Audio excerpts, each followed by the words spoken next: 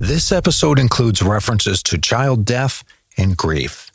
Listener discretion is advised. The river is quiet, only the sound of water moving over stone, and then a cry. High, piercing, a woman's voice splitting the dark. Her figure drifts along the bank, white dress trailing in the mud. Hair black, tangled, hiding her face. Her arms reach for something that isn't there, and her cry shatters the stillness. "I mis hijos," my children. But if you hear her voice, she isn't mourning you. She's already hunting. This is La Llorona, the weeping woman of Mexico, a ghost whose cry is the sound of death itself.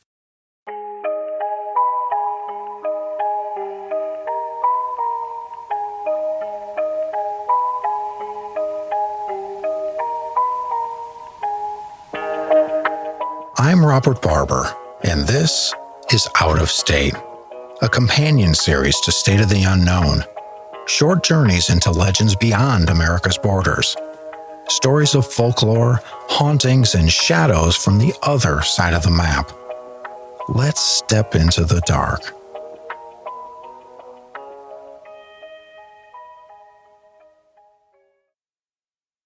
La Llorona is called Mexico's most famous ghost, but her cries were heard long before she was given that name.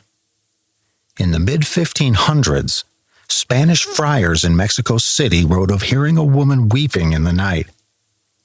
Her voice echoed through the streets, piercing, unrelenting, always crying for her children.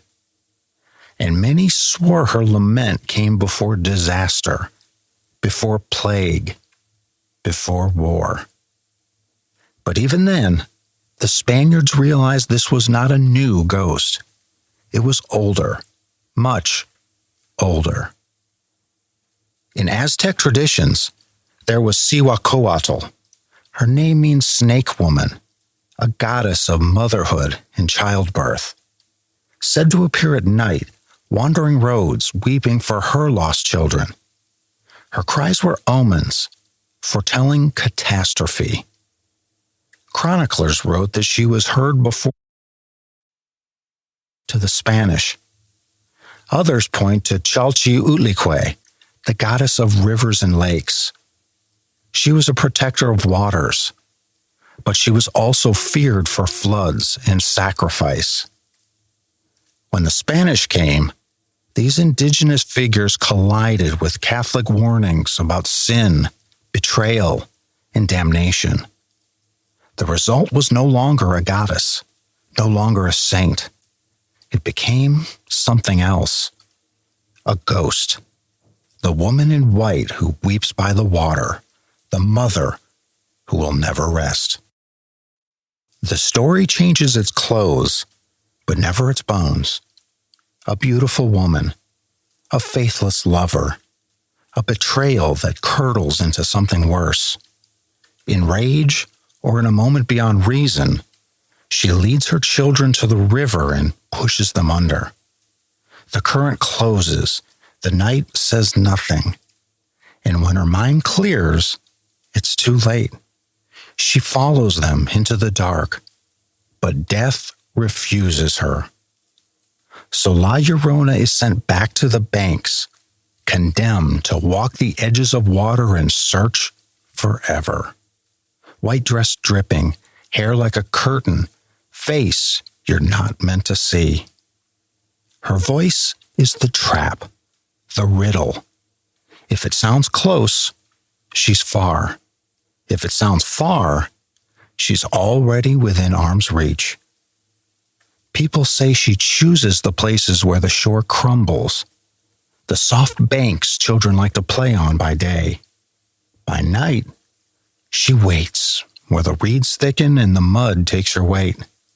She calls, not with words, but with absence, drawing you toward the one sound in a sleeping town.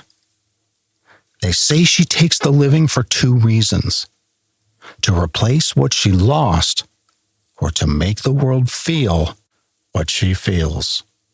And when the water calms, there's no sign she was ever there.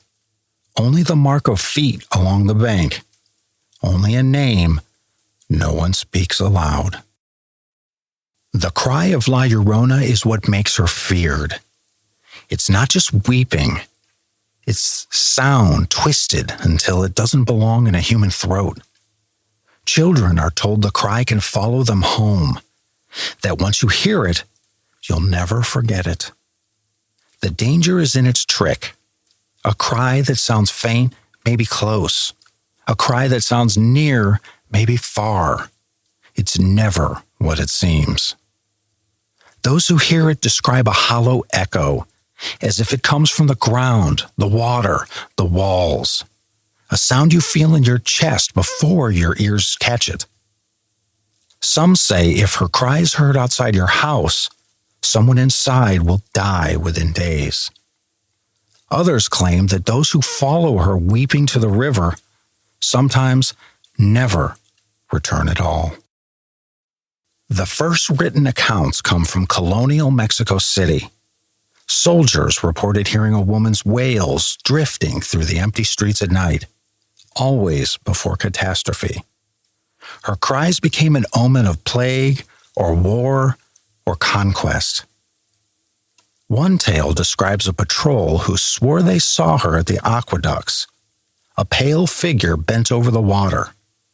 They approached, but before they could speak, she vanished. In that week, sickness swept through the city. In Oaxaca, families warned children not to play near the Rio Atoyac after dark, not only because of drowning, but because La Llorona might mistake them for her own. In Xochimilco, the famous floating gardens, boatmen still whisper of her. On foggy nights, they claim to hear a woman calling from the reeds, sometimes close, sometimes impossibly far. In Puebla, there are stories of families waking to her cries just outside their windows. On 3 nights in a row she was heard. On the 4th, someone in the household was gone. Travelers on lonely highways tell of a woman in white flagging them down, but when they stop, the road is empty. In border towns along the Rio Grande, migrants whisper that she follows those who cross the river, a woman's cry rising above the current. One man swore he saw her standing in the water, but when he called out, the figure dissolved into spray. And in more than one village, children have vanished by rivers at night. The only trace, a small handprint in the mud at the bank. La Llorona is not bound to one place. She has crossed rivers, borders, even oceans. In Guatemala, travelers whisper of her beneath bridges. Horses refuse to cross when her cry drifts through the arches. One story tells of a merchant who ignored the sound, and by morning, his cart was found overturned, the animals missing, his body nowhere in sight. In Venezuela, farmers claim livestock die after hearing her voice carry across the valleys. The herds panic, the air stills, and by dawn the fields are empty but for hoofprints leading nowhere. In Chile, mothers warn children during storms that La Llorona moves in floods, stealing souls as easily as the waters sweep away homes. One tale says her veil was seen drifting in the current after an entire family was lost to the river. The details shift, the names change, but the image never fades. A woman in white, crying for her children, dragging the living into her grief.